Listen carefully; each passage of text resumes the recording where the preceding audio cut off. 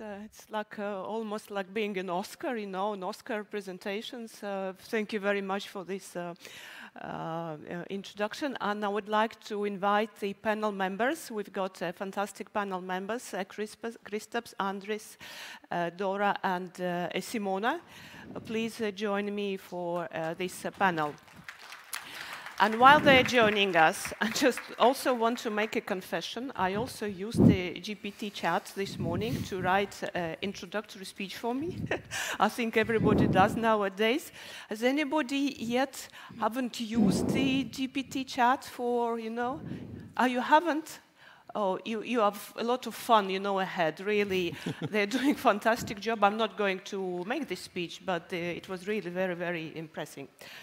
Right. So we've been talking a lot about technology impact, which is important, but who makes this impact? Yeah? What about people? I've been working with scientists and young entrepreneurs for maybe 15 years now, and I think even if the technology is great and the excellence is there, the people is really who makes the impact.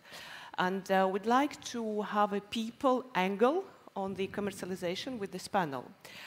Before we start, I would like my colleagues to introduce themselves, who they are, where they come from, and what their role in the process of commercialization is. Okay, and we'll start with you. Yeah. Thank you. My name is Simona Rataj. I come from University of Ljubljana, Slovenia. My role is to connect researchers with industry and to support researchers in commercialization activities. Dóra? Good morning, everyone. I'm Dóra Marosvölgyi, and I'm the founder and CEO of Dairy Innovations. I'm working with startups and organizations who support startups in the deep tech space. Thank you very much. Kristaps? Hello, my name is Kristaps Jaudzems. I come from Latvian Institute for Organic Synthesis and also University of Latvia. I work on artificial spider silk, and based on our technology for the production of artificial spider silk, we have recently established 3 startup companies. Oh, impressive. Thank you. Andris? Yeah, thank you for inviting into this panel. My name is Andris Anspoks. I'm a director of Research Institute of Solid State Physics. And our mission is to create a great science, but also to serve to industry and in some sense to create the industry. And this is what we are doing. I think we are a key player in a national deep technology value chain, ecosystem, how you call it. And I agree that our greatest asset are actually the people who are doing this thing. So we are an excellent place for research and innovation. Thank you. Thank you very much. And I am Kalniņa. I'm a partner at the Commercialization Reactor Fund. We invest in early deep tech startups. We actually meet researchers and entrepreneurs at the very beginning of their journey, so making very first steps. And the topic of today's talk is how to make these first steps. You are not business people, because you are excellent researchers. The work you are doing, guys, in your labs is really mind-blowing. Yeah? But what's next? How to start this journey? And commercialization is a journey. It's a process with many, many people involved, and people have different roles at different stages, okay? And today we'll look at what people do at this journey, yeah? What's their experience. And I would like to start with you, Kristaps, as a researcher, because you've just said you've done something valuable in the lab. You think we will all benefit. And what are you doing now? You know, what's your experience with the commercialization? Can you share your experience, please? Sure. So, as you said, it's a long journey, and actually for me, it started as a journey in the lab, where I was working on mainly fundamental or basic research, looking at how the spider silk is formed inside the spider. Now, this transformed into more applied research, where we looked at possibilities how to reproduce this process in the lab. And after that, we patented our technology, and then I participated in an event, in the ignition event organized by the Commercialization Reactor, and presented the research that we have done. And in that event, 3 different startups were born, or teams were born. So we have basically just recently established these startup companies now are going forward with attracting of seed funding and increasing the TRL level for our technology. But what was your main motivation and your main fears, maybe? Was it easy for you to decide? Yeah, actually, I was quite fearful that this would take a lot of my time. I still wanted to stay in academia and not be converted into an industrial scientist or entrepreneur. So, but with the approach that Commercialization Reactor has established, where it brings together entrepreneurs and scientists, this is actually possible. My main motivation was that I wanted to get some impact for the research that we have done, to bring this to people, to make something useful out of it. And I'm really looking forward to do it. Okay, thank you. Now, so you made the first step, but definitely you were not alone. You had a lot of support from your institution. And let's ask now representatives of institutions what they do, how they support researchers, and what their job is. Simona, can we ask you to tell a little bit about your job, what you are doing in the commercialization of research? Yes, of course. I'm part of Knowledge or Technology Transfer Office at our university, and our support for researchers goes in 3 major steps. The first one is identifying and helping protecting IP, like patenting, like you just said. Then connecting researchers with potential companies, development companies, and of course also with incubators or accelerators. Slovenia, if you don't know it, it's a really small country, 2 million people in total. So we really need to look for development partners, not just in Slovenia, but also abroad. And we connect with, as I said, incubators, accelerators from Italy, Austria, but also from Latvia. And what we do then is support researchers in all steps related to commercialization, so pitch preparation, anticipation, what they need to do, what they want from entrepreneurs and companies, and who support them also in the negotiations with when it comes to contract licensing and so forth. So we are their support in all the good and the bad things, and if there are some bad things, we also try to smooth everything out and still keep good relationship with all parties, researchers, companies, and also others. Okay. When you said you connect them for development, yeah, why development is needed? Because the research is already finished, yeah, we've got a product. Why you talk about development? Can you? Oh, yeah, usually researchers come to TRL level 3, 4, 5, for example, some 6, but till the technology or the solution is ready for the market, still have to go up to the 9 levels. So usually the amount of money that is needed for research up to level 4, it is 6 times less than you need it then to really commercialize it. So the researchers that have the solution, they need to know that there is a lot of steps to be made for technology to go to the market. So that's what we want, and we need co-development partner. Mm-hmm. Are you saying there is still a lot of work for academics, for researchers to do research? Yeah. So, guys, your research is not finished. Your development work is not finished. You're not leaving the lab. Yes, you still have a lot of work to do, but with a different angle. You know, working with the industry. That's a very good point. Andrew, you also are institution director now of institution, which is, the proof of excellence in science. Can you tell us what you are doing to support your researchers and to make impact of the research? Yeah, that's amazing question, because it's think about the culture, because culture of typical researcher is that you have plenty of time, plenty of money, and you dig very deep, and you do again and again to be really sure what you are doing, and if something goes, some additional ideas appear, you just start maybe them, and changing is not so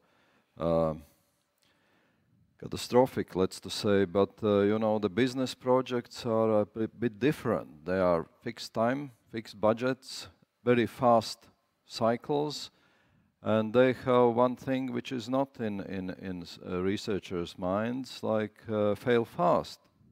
This never happens. Researchers finish project till the last day of the project.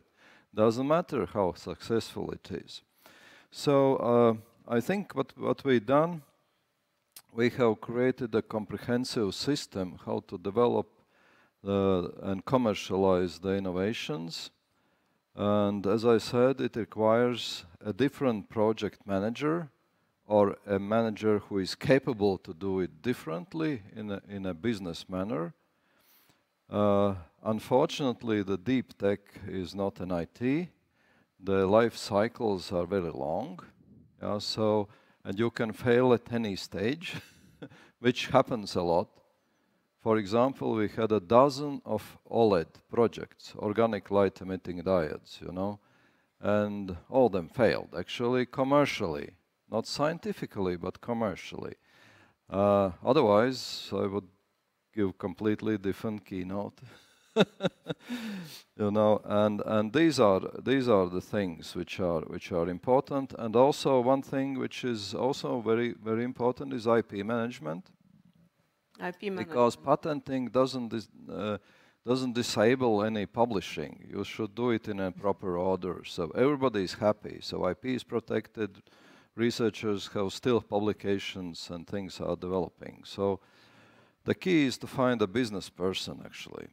Because there are few researchers in our big institute hosting above 300 people, where about 120 are Ph.D.s, but only few people are who really are capable in-house. So we sometimes import these people, as you know.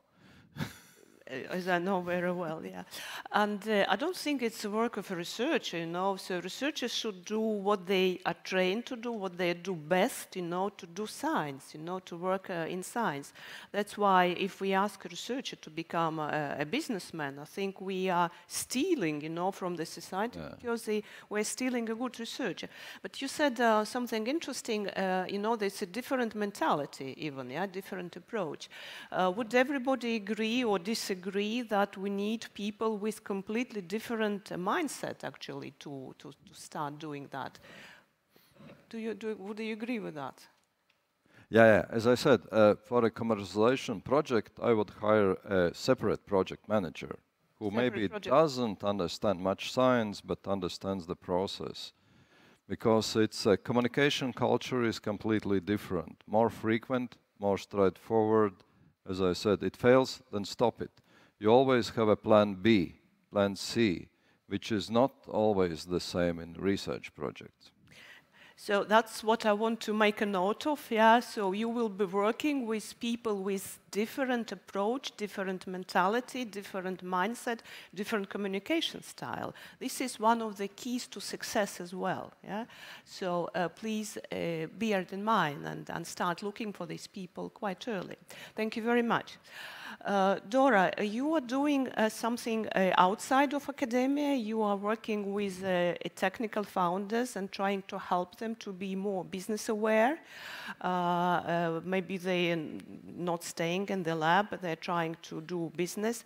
Can you share your experience, please? Yes, so my sweet spot is working with innovative teams who are not yet a startup, and working with them to create their very first business model, and asking them to validate it. also telling them how to validate it and connecting them with the potential partners to do that. So I completely agree with failing fast. It's important, and this is why validation is super important. And actually, in my experience, over the past years, I've worked with more than 100 of such teams. Not everyone is successful, of course. There are some teams with potential funders, co-funders, who has this entrepreneurial DNA. So although they have scientific background, but they are more like business people. These are the teams who would be like successful, perhaps without adding someone else on the team. However, like there are also deep scientists who feel comfortable within their labs. And for them, I completely agree that it is necessary to add someone who will take care of these entrepreneurial tasks. And also in the case of the teams who has this DNA within the team, they should be aware that this task is a full-time person, so that they should dedicate their time and efforts on business development, understanding each other, making the connections, and building their own network around the startup. I hope I'm not offending anybody here, but very often I see a situation that researchers believe, okay, the difficult science, the difficult side of it, or difficult part is research and science. All the rest can be done, over the weekend. Have you ever come across this, approach, and what do we do about it? Because business side is I wouldn't say more difficult, but completely different. Have you ever come across this approach or ideas? Anybody? Andris, you said yes. Yeah, that's, this is a typical, we had internal discussions, and, the one finding it's usually people say, oh, that's easy peasy, Yeah. Actually, that's not at all. Because when you need to create a real working prototype, which will be like a buoy in a sea, then that's quite an engineering task, which should be professionals.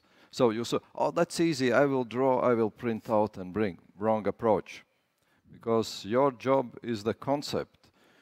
Creating a buoy is a professional work of professional designers and those who do it. You so see, we have don't do everything by yourself. We have scientists and we have developers, engineers and designers, but we haven't even come near to business and business development. You order it in a company. Okay. Don't do by yourself. Okay. Don't do everything, because some scientists have a trend, I will do everything myself, it will be perfect. Not at all. Do you want to add anything? Yeah, I completely agree with what Andris said. So actually for the scientists, it's usually the picture that, well, the main part of everything ends with my publication or with my patent.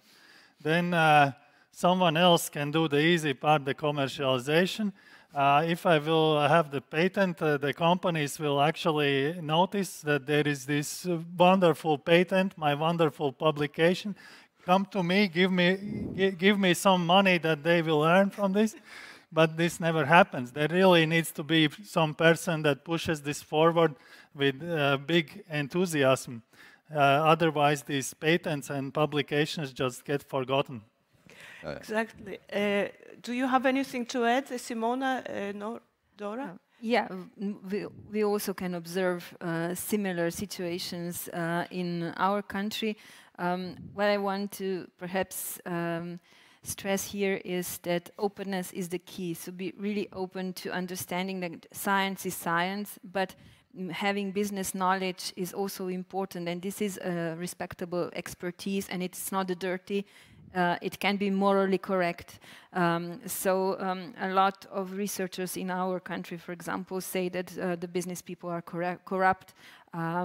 Sure, there are some cases, but not all of them. So this respect and having the motivation to bring your research to the society, to market, and to help with your research to solve challenges that you see. This I think it's really important to nurture. Exactly. Do you want to add anything, Dóra? Yes, when I work with these teams, I can see two feelings in the beginning. A bit of a fear and a bit of excitement. Excitement in those who really feel that they want to do their startup, and the fear in the eyes of the scientific minds. And then we start working with them with some tools, of course. And then there is one tool which predicts their potential profit if all goes well. And this is when, oh yeah, it arrives that I want to do that. It can be a real business. And this is when fear a bit changes with excitement. But still they need to work a lot. So. Yeah, exactly. It's interesting that everybody mentioned a little bit of fear, yeah, uncertainty, and so we don't trust, business people. We think they want to take our research results and make a lot of money, and we'll be left with nothing. So actually, the fundamental issue of trust. And when I work with my young entrepreneurs and researchers, I always bring this as a subject, because the trust is an economic factor. Yeah? So teams who don't trust each other, there is no trust, they fail, because they really keep this to themselves and they can't. How do we deal with building trust? Have you come across such situations where we really need to help to build the trust? Yeah, that's how do you deal with that? What I usually suggest is to as I said, involve professionals. So it means a professional also in commercialization. Then you have defined the roles, defined duties, and define the share of the benefits in the very beginning, where there are no big bucks already coming, because that's the way and stage where it's easy to decide. And then fix it, and you can alter it later, but if you cannot even agree, then you have something in the beginning. So start fast agreeing the terms and defining the roles and things like that. Agree the terms, agree on your roles, make things transparent, discuss while you're still on the shore, not in the deep seas and rough seas. Anything else from you, Simona, Dóra? How do you manage expectations? Manage expectations. Communicate very well, and also respect the competence of the other. So that is really important. What we do in the Commercialization Reactor Fund, we are like third party there. We are trying to connect people, but we are not part of their day-to-day communication. But anytime there is an issue or problem, we try to come as referees, We are not for or against any of them, so we are trying, with our reputation, we are trying to, to solve these issues, which definitely will arise, at these turbulent times. You will have these arguments, but the point we are making, trust is essential. If you don't trust your partners, why should they trust you? This is a two-way road. Yeah? And maybe you can share with us a word of wisdom, or what you would like to share, like a piece of advice for researchers who are trying to start commercialization, maybe for young entrepreneurs who think of commercialization as a job or career. From your own experience, can we start with you, Simona? Oh, yeah, I can paraphrase my colleague, Katarina. She is the first researcher that has but successfully established spin-off with help of Commercialization Reactor. She said that she was always curious. Well, she wanted to bring the research really to the market to help in producing more healthy food. This is her research field. And she said that she needed to be open to the opinions of others, so business people, to be pushed into thinking from the other point of view, so from the market point of view, as a client, so not just the provider of technology, but the user of technology, and ask questions and reply to questions that come from other people. And she also said it is hard work to do, but it's so rewarding because she now is a many times better researcher because she knows the other side, and she with Carly she connect with the entrepreneur Carly's. She over the internet. This is a really funny part, and they are really not comparative, but they really make a great team because she is introvert researcher, he is an extrovert entrepreneur, and they are really complementary to each other. So be open to connect with different people and to go in the field that you don't usually are feeling comfortable at. So, excellent advice. So you're not comfortable with that, find somebody else who is, but be open to that, okay? So you just can't stay where you are. You still need to make a step forward and to open to that and embrace other people's opinions. Thank you very much. Dóra, what would be your word of wisdom or advice? Well, you are in the beginning of your startup journey. It's going to be a long haul. So I would advise you 2 things. First, validate the business need for your innovation. And second, look out for collaborations, international collaborations, and build your network wisely with the institutions and also beyond the institutions. Okay, thank you. Collaboration is the key. You can't do it on your own. You just can't. So collaboration with people. Again, people and people. Right, your word of wisdom. For scientists, I just suggest to take the first step and go on to this journey. Just take the courage.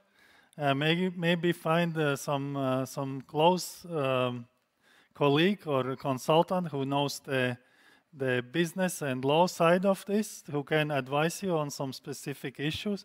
But otherwise, I think it's just the most important part is to take the first step. And then I think take this as an opportunity also to learn new things, because scientists are not really familiar with the business side of startups. So it's also an interesting part of the whole journey. But it's very rewarding, yeah, when you start learning something you've never even... Definitely. And by talking with the entrepreneurs, you also get new ideas, because they look at this problem or from a different angle. So you get new ideas what to do in your lab, actually. Yeah, so it is definitely rewarding. It wasn't a signal for you, no? Okay, thank you very much. It's really very... 2 minutes ago. Come in, please. It's not my phone, no. No. It's, let's ignore for a while. So I would say everything already said. So I can summarize up that, of course, everything is about the team. If you have a team, you can go. So researcher, business person, some maybe technical person who will do the job. If you have trust in each other, have the expectations, you understand and can share the benefits in the future, that's a good thing.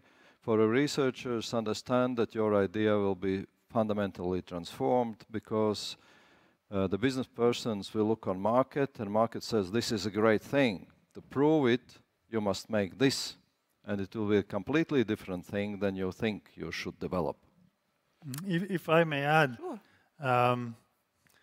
Actually, I think that it's okay. No, go on. Should be very important if you thought about it. No, let's. Okay. I think he resonated on this, because, you know, the scientist has in mind some vision. But when you go to market, this vision is transformed, you know, in... Well, so what I wanted to say, I think it's important to, from the scientist's point of view, to tell at the very beginning what you expect and what you can invest in this, because you know, the entrepreneurs may ask you, well, do this research, and do this research. but then it may end up with you basically working only for the startup company and not doing your basic work. So so it is probably also important to tell how much effort you are going to invest in the startup. That's exactly, because you can balance the things, but the entrepreneur should know that he would assemble a team with additional scientists, maybe junior scientists, who will do the job. Yeah, it's a fascinating area, and you see people are excited when they start discussing it because this is their life. Unfortunately, we have 0:00 on our clock, so we have to finish. And there'll be plenty of networking opportunities. Our experts will be around, coffee breaks, dinner. If you have questions or you want to discuss something in private, you are very, very welcome. And thank you very much, and thank you, panelists, for sharing your experience. And see you around, and the best of luck in your efforts. Thank you. Thank you very much. Ella, Simona, Andris, Dóra, and Kristaps. Round of applause to our dear speakers. Thank you very much.